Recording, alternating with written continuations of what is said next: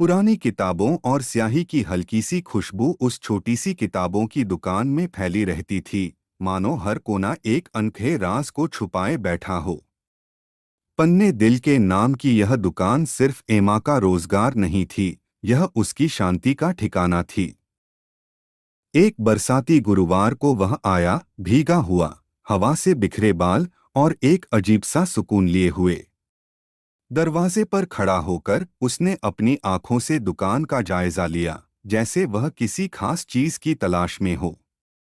एमा ने अपनी किताबों को व्यवस्थित करते हुए उसकी ओर देखा।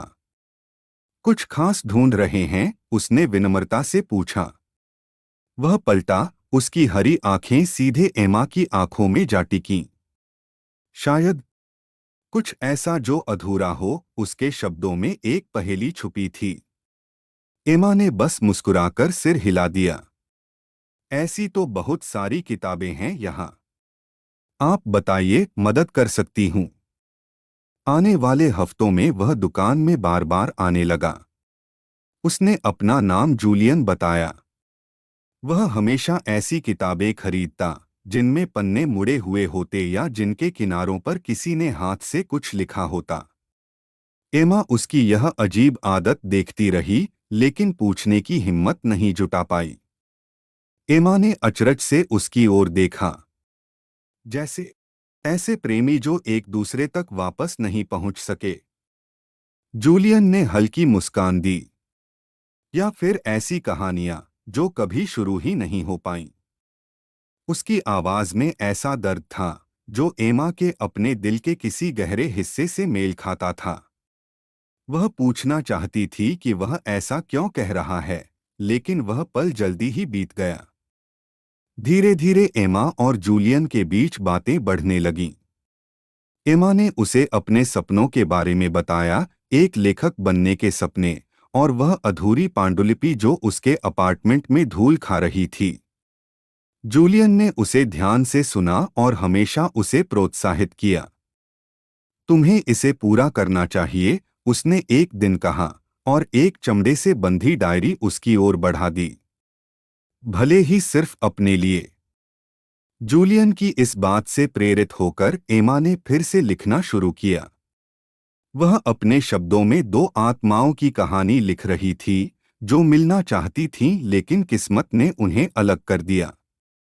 लेकिन जब एमा का लेखन जोरों पर था, जूलियन अचानक दूर होने लगा।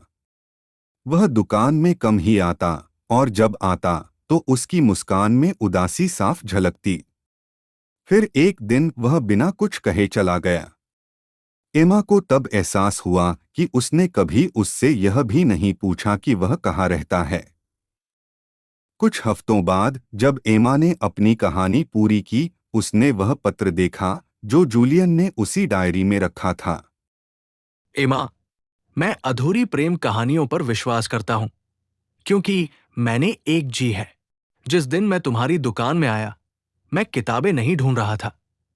मैं वो तरीका ढूंढ रहा था जिससे तुम्हें सच बता सकूं।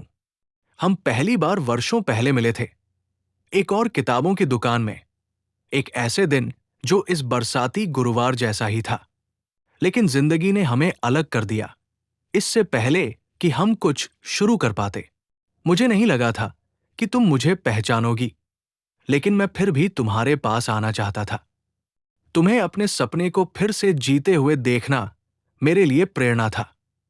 कुछ कहानियां फिर से लिखने लायक होती हैं, भले ही उनका अंत परफेक्ट न हो। तुम्हारा, जूलियन। एमा ने वो पत्र थामा और महसूस किया कि उसका दिल एक साथ टूट भी रहा है और जुड़ भी रहा है। उसने जूलियन को खोजने की कोशिश की, शहर के हर कोने में, लेकिन वो मानो किताब से मिटाए गए किरदार की तरह गायब हो गया। फिर भी उसकी यादें एमा की पांडुलिपि में, उनकी अधूरी बातों में और उसके दिल में जिंदा थी। एमा ने अपनी कहानी प्रकाशित की और किताब को समर्पण दिया, उसके नाम, जिसने मुझे फिर से शुरुआत करना सिखाया। भले ही वो जूलियन को दोबारा कभी न मिली, एमा को हमेशा उम्मीद रही कि उसने कभी उसकी किताब उठाई होगी और उन पन्नों में उनकी अधूरी कहानी को पढ़ा होगा।